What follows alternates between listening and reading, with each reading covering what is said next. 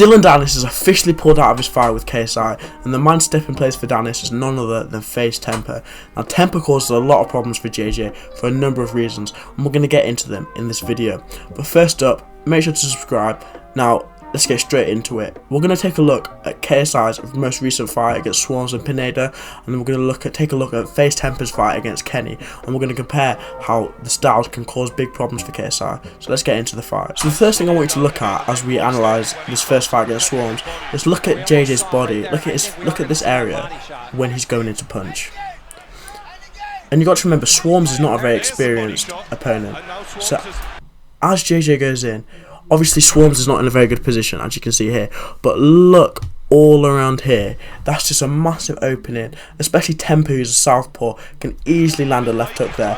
He leaves himself very open when he punches, and this is Swarms, who's not a very good opponent. So just watch him when he's throwing. Again, he's not even thrown yet, but he leaves himself open. As you can see, Swarms' left hand here. If that's Temperr and Temperr's composed, he can get a left hook perfectly, and that could be causing JJ some problems there. So that's something that he needs to improve on. He needs to be more focused on what can come back when he's throwing, how he can get countered. If we're being honest, we all know Swarms is not very good, and he catches JJ there. Let's rewind that. Swarms is not very experienced, and this highlights it. Leaves himself open, and he gets caught there. As you can see, JJ caught with the right hook, and and obviously he falls over. But if that's Temperr, that hook is going to be thrown with a lot more power, a lot more technique, and that could cause JJ a lot of problems. And we can see Temperr can bang, cause Kenny a lot of problems. So that is something that JJ needs to be wary of. But to be fair to KSI, in the second round, as you can see, already a lot more compact, and I think this is how he's going to come against Temperr. You know, using that jab as a range finder, and he's a lot more compact when he's throwing his punches. And as you can see, he gets Swarms down. We're going to fast forward that. That's the end of the fight. But let me just rewind that. You saw when he came out, look at him, hands up, compact, jab right. He's not as open when he's throwing. You know, he's more wary of a counter. As you can see, maybe his coaches told him what I was saying. He's a lot more open, and that is what we need to see against Temperr. We need to see him like this, compact, hands up, ready if anything comes back from Temperr to block, to move out the way. So now let's jump into his fight against Pineda. So look now, again, we see KSI in that compact stance. As he is coming still wide, but he's a lot more compact and wary of what can come. As you see, he's ducking under that hook from Pineda. He's a lot more wary than he was in that first round against Swarms. You see, he's more as he was in the second round. And as he catches Pineda, you know, this gets him confidence. And that's when we see, when KSI is confident he can beat his opponent, that's when he starts getting a bit more wild. So these are good hooks because it's out of range. But if we go into the second round, okay, so now we're into the second round. He's confident. He's had a couple of knockdowns, and bang, there we see it again. If we rewind that, the wide punches, leaves himself open. Look at that. Temperr left. Remember, Temperr's a southpaw. His left hook will be here. Easy to come round, easy to land right there. He needs to be like how he was at the start of this fight and the start of the second round, compact. So as you can see, there's two different types of JJ. There's the JJ when he's confident, sort of Swarms fight, sort of the second round of this fight. He needs to be the other type of JJ. Start of the second round and the start of this fight, where he's wary of his opponent, he respects his opponent, because the worst thing that can happen to JJ is that he doesn't respect his opponent, doesn't respect Temperr's power, thinks he can walk through him, and when he's wide open like this, Temperr, composed opponent, experienced, comes around with a right hook or something, causes JJ problems. So that is my main issue. I'm talking stylistically of the issues that could arouse to JJ. So now we're going to take a look at Temperr and his actual fighting style. Okay, so we're not going to take a look at this fight for too long, but already see there, look how this fight is just starting. Look how composed Temperr is. He looks so comfortable in the ring. Kenny comes forward, as you imagine JJ would, steps back, lands the left hook, and you can already see how that could cause KSI problems. Temperr is someone who's been in fights. You see that again. He's just very composed in an opposite country. Look at all these fans around. Lands that check right hook, comes back with more, and Kenny's coming forward, and Kenny's got a similar style to KSI. Come forward, throw big powerful shots, and you could argue Kenny's got a more tighter technique behind KSI to just get this forward. But just look how composed Temperr is in the ring. He just looks like he belongs there, and he picks his shots, and this could cause big problems. Look, you see again. Look at that hook. Kenny comes forward, quick hook from Temperr, and you can just see how this could cause KSI some problems if KSI doesn't respect Temperr's skill and ability.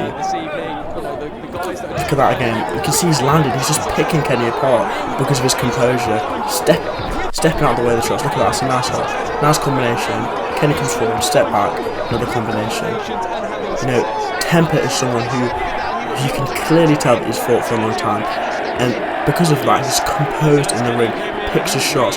Whereas other people, they'll come forward and they won't care about what they're getting hit with, which is kind of what we saw with KSI in parts of both of his fights. Temperr looks like someone who every single shot that he throws has meaning. No shot is wasted. And if we go to the end of the fight, this is 4 rounds later. He's still like this. Look at that. Still tight guard, picking his shots well, landed on Kenny. And when Kenny comes forward, Temperr lands.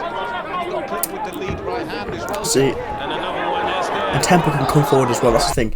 He can counter punch and he can come forward as well, which could cause problems for JJ because we've never seen JJ fight on the back foot. So if we see Temperr walk KSI down like he's doing here, how is KSI going to react? As you can see, Kenny is landing here. So Temperr is not flawless. So there will be times where KSI will have an opportunity to land those big swinging punches that he likes. But I think if he starts throwing those big swinging punches from the start all the way through, then he is going to get caught from Temperr and it's going to cause serious problems. Another reason why I think this fight is a bit of a risk for KSI is because of how Slim dealt with Temperr. You know, we all saw what Slim did to Temperr, slumped him on the floor, Temperr was completely out of it. And I think KSI in this fight has a pressure to deal with Temperr faster than Slim does. Because KSI, he says that he's up here, he says that he's the best influencer boxer, better than Jake Paul. He said that he's come back to the influencer game to beat Jake Paul. And if KSI doesn't dispose of Temperr how Slim did, you know, goes the distance or gets a very late stoppage, it just doesn't look good for him, doesn't look good for the narrative, doesn't look good for the fact that KSI said he wants to come back to Jake Paul.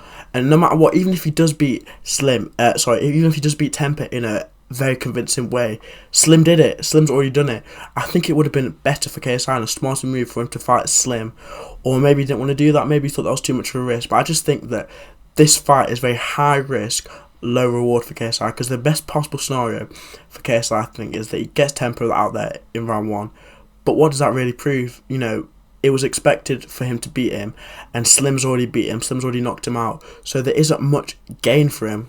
The third reason I think this fight is a problem for KSI is the fact that I don't think it actually bridges the gap towards Jake Paul very much, because I just don't think Temperr is on the level of Anderson Silva or even Tyron Woodley, who Jake Paul has fought. I just don't think this bridges the gap very well.